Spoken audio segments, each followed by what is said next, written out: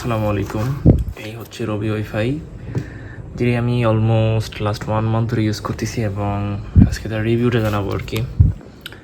So এটি হচ্ছে রবি wifi, এটি মেবি প্লাস ভার্সন, হ্যাঁ প্লাস ভার্সন। তো এটি মেবি অ্যারাউন্ড 5500 এরকম পড়ে নর্মালি, বাট এখন তো একটা ডিসকাউন্ট চলতেছে। সো আমি এটা অ্যারাউন্ড 4000-এ নিয়েছি এবং মাসিক বিলটা সম্ভবত 1200 টাকা, 1150 টাকা এরকম আর কি, যেটা 30 Mbps।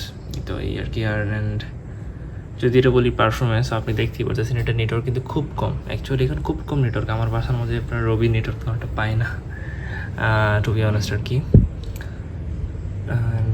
তো আমাদের এলাকাতে ব্রডব্যান্ডের অবস্থা খুবই বাজে এবং নেটের অবস্থা আসলে বলার মতো না, যেটা আসলে আমাকে এখন খুবই হেল্প করেছে। এটা নন স্পন্সর্ড ভিডিও। সো যারা আসলে নন স্টপ একটা ইন্টারনেট কানেকশন চান আর কি, বাট এলাকাতে ব্রডব্যান্ডের অবস্থা খুব একটা ভালো না, তারা অবশ্যই এটা দেখতে পারেন। আমি আই গেস এটাকে সাজেস্ট করবো আর কি সবাইকে। সো আমি যেরকম আর কি রেজাল্ট আমি ফোনে স্পিড টেস্ট করে দেখাবো। আমার এলাকায় কিন্তু তেমন রবি নেটও পায় না, ঠিক আছে। আমি আপনার ফোনে দেখাইলে বুঝতে পারবেন না। অ্যাকচুয়ালি আমার ফোনে 2G পাইতেছে, এবার এইটাতে যেই নেটওয়ার্ক পাইতেছে এটাতে আমার পিসি চলতেছে একটা, আমি আমার আরও বাসায় আর 4-5টা ডিভাইস এরকম চলতেছে, আলহামদুলিল্লাহ কোনো সমস্যা পাই নাই। অ্যারাউন্ড অলওয়েজই 13 Mbps। তো সো এই নেটওয়ার্কে আপনার যাদের এলাকাতে ভালো নেটওয়ার্ক খুবই ভালো চলবে, এটা সমস্যা নেই, বাট অ্যাটলিস্ট স্টেবল, আমি এটা বলতে পারবো যে স্টেবল ভার্সন দিতেছে। লাইক আমরা যেহেতু অনলাইনে একটা বিজনেস করতেছি, লাইক টুলস প্রোভাইড করতেছি, সো আমাদের 24 ঘন্টা এরকম নেটওয়ার্ক লাগে। যদি প্রবলেম করো এই ক্ষেত্রে ঝামেলা হয় আর কি। সো আই গেস এরকম যারা মোবাইল নেটওয়ার্কের থেকে যারা এই ধরনের সার্ভিস প্রোভাইড করতেছে, লাইক রবি ওর জিপি, খুবই ভালো। জিপি ইউজ করিনি, বাট রবি ওয়াইফাই ইউজ করার পর থেকে আমি অ্যারাউন্ড খুবই ভালো লাগতেছে আর কি, মানে যে একটা সমস্যা করে না। সো যাদের এলাকাতে ভালো ব্রডব্যান্ড কানেকশন নেই তারা অবশ্যই এটা দেখতে পারেন এবং আমি এটা নিয়ে খুবই স্যাটিসফাইড। আমাদের এলাকাতে তেমন একটা রবি নেট পায় না, এরপর ওই দেখেন যে জাস্ট এক দাগ নেট পেয়েছে, বাট যে পারফরমেন্স এটা আসলে বলার মতো না। আমি ফোনে টেস্ট করে দেখাবো। অ্যান্ড যদি বলি এটার প্রাইসিংটা আই গেস একটু কমানো যেত আর কি, বাট কী বলবো যে এই পারফরমেন্স এটা ভালোই, খারাপ না।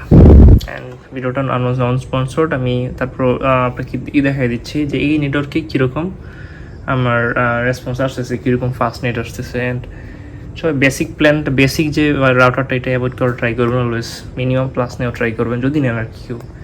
অ্যান্ড সবাই ভালো থাকবেন, আসসালামু আলাইকুম। আচ্ছা, তো আমি আপনাকে একটু দেখাই যে কীরকম নেট পায় আর কি। আমার এই যে দেখেন আমি রাউটারের পাশে আছি, বাট আমার ফোনে এখন জাস্ট এই দেখেন এই রবি এজ হয়ে আছে, ঠিক আছে। নেটের অবস্থা খুবই খারাপ। আর if you talk about my wifi, so আপনারা দেখতে পাচ্ছেন রবি ওয়াইফাই 5G কানেক্ট হয়ে গেছে। এখন আমি আপনাদের একটু স্পিড টেস্ট করে একটু দেখাবো কীরকম রেজাল্ট আসে। অ্যারাউন্ড আই থিঙ্ক যাদের এলাকায় ভালো ব্রডব্যান্ড কানেকশন নেই তারা আলহামদুলিল্লাহ ভালো ইউজ করতে পারবেন এটা দিয়ে, ঠিক আছে। অ্যাটলিস্ট প্রবলেম দেয় না, লাইক আপনি জাস্ট 1 দাগ পাইতেছে আর মাঝে আপনি 10 Mbps to 15 Mbps। খারাপ না। এই যে দেখুন এখন তো 10টা আওয়াজ আসতেছে, তো এটা পিক আওয়ার। সো অফ পিকে মোটামুটি 30 Mbps পাওয়া যায়, 10 Mbps এর নিচে কখনো পাবেন না। অ্যান্ড আমি একটু ব্রাউজিং করে দেখাই দিই আপনাদের, সমস্যা নাই। লাইক এটা প্রবলেম হয় না, লাইক অলওয়েজ স্টেবল থাকে। তো দেন এটা নেট আসতেছে যাচ্ছে, এরকম ধরনের কোনো ঝামেলা নেই, লাইক ইউটিউবিং, ব্রাউজিং। সো আমরা যারা অনলাইন কাজ করি তো সবসময় আমাদের তো ব্রাউজিং করা লাগে। ইটস গ্রেট থিং, লাইক কোনো সময় আটকে থাকে না, এই ধরনের ঝামেলা নাই। হয়তো স্পিড হয়তো ব্রডব্যান্ডের চেয়ে কম হইতে পারে, but I think this is great for those who do small business or work from home. So thank you everyone. I guess suggest করবো এটা। ধন্যবাদ।